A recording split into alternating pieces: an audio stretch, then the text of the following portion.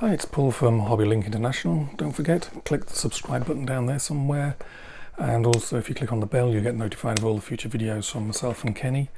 Today we're going to have a look inside the box of a relatively new kit from AJM. This is something we sell on the shop as well. Now, pricing's pretty good, I think.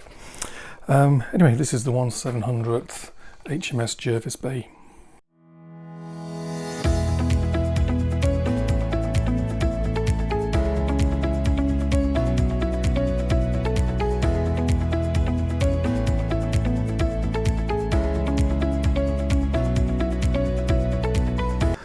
Okay, so let's see what we get inside the box. Obviously HMS Jervis Bay, as yours 1940, 1/700th, produced by AJM 700-026 is the item number. So, usual top opening, corrugated box. We've got solid hull, resin parts, instructions, pretty big photo etch sheet, and there's a piece of like copper in there, or copper brass.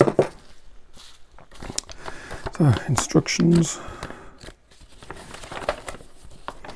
Let's see if I can. I'll go through these better in a second anyway. Obviously, all the parts are there. Pretty simple painting scheme, colours called out in life colour. That's what the instructions look like.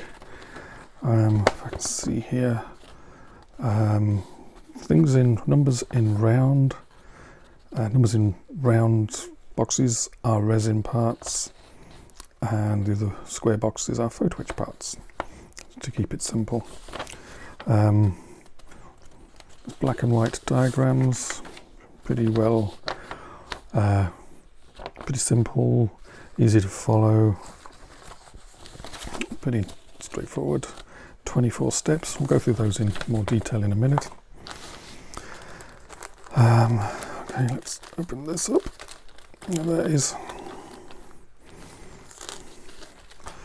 That's the photo etch sheet. A bit of a curl at the end. Quite a lot of parts on there. Quite thin, quite flexible, so you have to be careful with it. Inside here, red ensign, a few more photo etch parts. Those look like masts, brass masts, and there's a bunch of other parts as well, copper wire. Look at these parts in one piece.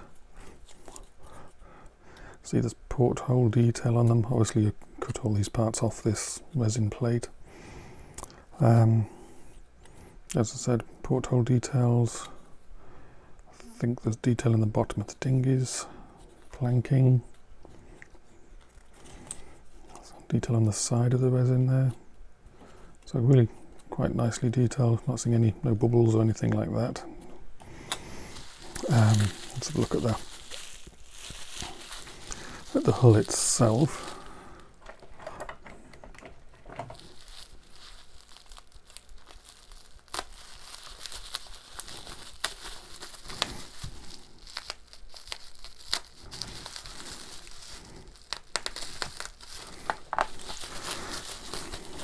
It's wrapped in bubble wrap, solid resin. That is quite nice. A big chunk of resin portholes.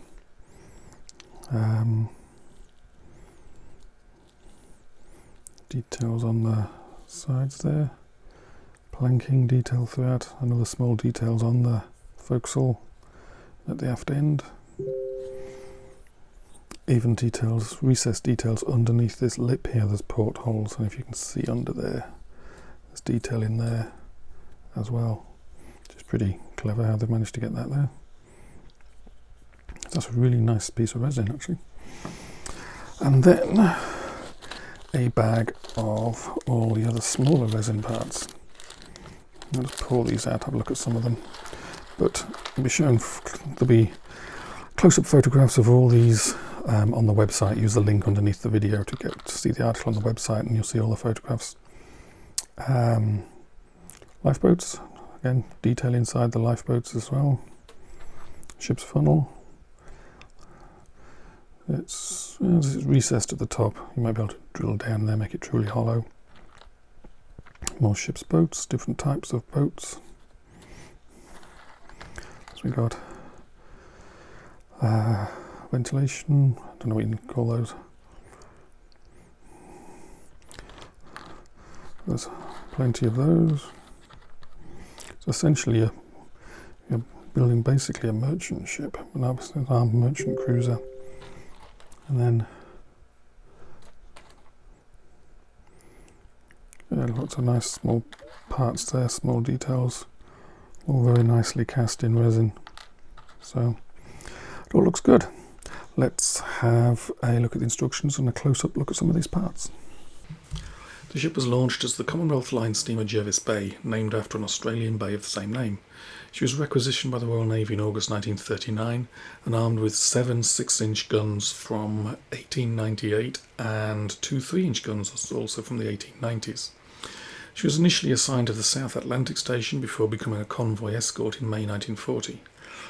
Fast forward to October 1940, she's the sole escort for 37 merchant ships of convoy HX-84. November the 5th, the convoys left Halifax and is on its way to Liverpool, and they encountered the German warship Admiral Scheer about 750 miles southwest of Reykjavik. The captain ordered the convoy to scatter, set his own ship on a course towards the German warship to draw its fire. Obviously Jervis Bay was hopelessly outgunned and outranged by the 11-inch guns of the German ship, but attacked the large ship with its guns anyway, firing more to distract the German ship than with hopes of actually doing any damage. Another German shells hit Jervis Bay multiple times. The crew fought on until their ship was sunk under them, and the captain and many of the crew went down with the ship. Now the history in plastic, basically there isn't one. I'm not aware of anyone doing a kit of HMS Jervis Bay in plastic or resin before. AJM also do a kit of the sister ship HMS Esperance Bay. That also is available from our store. In the box there's approximately 200 resin parts plus a solid resin hull, a PE sheet with about 250 parts, and there's also a smaller PE sheet with another 49 parts, decal sheet, assorted brass rods of various diameters, instructions, 4 sheets of double-sided paper giving 1 page of the parts layout and painting guide, 5 pages of build instructions over 24 steps. Box is a top opening cardboard box, so it's pretty tough. Everything inside is bagged separately and there's bubble wrap in there as well, so everything's pretty safe. I've seen instances of AJM's boxes. The box is getting a bit crushed, but the contents inside are still fine. Page 1 of the instructions covers steps 1 to 7. Step 1 has you assemble the ship's guns, but interestingly some of the very small parts seem to be missing numbers. Step 2 has you adding railings amidship, and then you go to the forward end of the ship, adding more railings, lots of small resin parts, windlasses, capstans, ship's steps. Looks like there's a couple of power vanes going on there as well. Anyway, basically lots of small parts and small photo etch at the front of the ship. The second page continues basically slowly working backwards, adding more detail to the solid resin hull. Step 8, more railings, add a couple more ship's guns. Step 9, adding more railings, more resin parts, slowly working aft. Step 10 seems to actually jump to the front end of the ship, adding the forward mast, ratlines, some other small resin and PE parts. You also supply, during this build, several places you will need to supply some plastic rod for yourself. In step 10 we need 0.4 millimeters and 23 millimeters long. Standingly, it gives you the diameters and the exact dimensions of the rods you're going to need. Page 3 has steps 11 to 14. This page has you working amidships, mostly on the bridge. Step 11 adds lifeboats, and again you'll need to supply some rods for yourself, but again you're told exactly what dimensions you'll need. Steps 12 to 14 add mostly photo etch details to the bridge, and there are some resin parts used here as well. Essentially you're building the upper parts of the bridge that are going to be added onto the top of what you'll sort of start with on the resin hull. Page 4 has steps 15 and 16. This page adds the completed bridge assembly from the previous few steps amidships in step 15, along with a few other parts and a few more pieces of self-supplied rod. Step 16 adds the funnel, and there's quite a few resin and photo etch details also get added in that area. Page 5 has steps 17 to 19.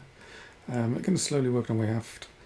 There's basically looks like you're building some davits here. There's also some items from step 6 and 7 get added here as well. Still working roughly amidships. Step 18 adding some ship's boats and more the davits that they get suspended from. And step 19 adding more ship's guns. Looks like a couple of the 3-inch guns go in here, and rangefinders and more masts, and slowly working itself backwards. Page 6 has steps 20 to 22. This page has us working at the aft end of the ship again, adding resin and photo etch parts to various places on the deck. Step 21 has us adding mast detail at the back of the ship, and step 22 adds another of the ship's guns along with some small resin parts. The last page is steps 23 and 24. Not too much happening here, to be honest. At the very aft, adding some railings and some small resin parts at the very aft end of the ship, including the last of the ship's guns gets added on at the almost at the very aft end of the ship. Step 24, adding railings at the very aft of the ship, along with some windlass and some other small parts, and the final piece of 0.2mm diameter, 7mm long rod that is used for the ship's ensign. Paints and decals. So the 5 colours used are called out in, well, 4 of them in life colour and 1 is Tamiya XF22. Painting scheme's real simple. There's no camouflage. The ship is mostly mid-grey, teak decks, and then white, black, and the black grey are used in a few places. Usually the black grey seems to be some of the decks down the middle. 1 small decal sheet with Royal Navy and British Merchant Navy ensigns along with plimsoll lines. Okay, a conclusion. As you'd expect, it being a resin kit with getting on for 500 parts, it's not for beginners. You need probably a few resin kits under your belt to get the best out of it. That being said, it's the only kit on the market of the Jervis Bay, and also the sister kit for Esperance Bay. They're the only ones out there. It'll look unique on the shelf when you get it finished, and is be quite highly detailed as well with so many small parts. But as I said, lots of small parts. It's going to take time and be fiddly, but probably well worth it. Don't forget you can buy that from our online store, and I'm pretty sure we got about the best price going.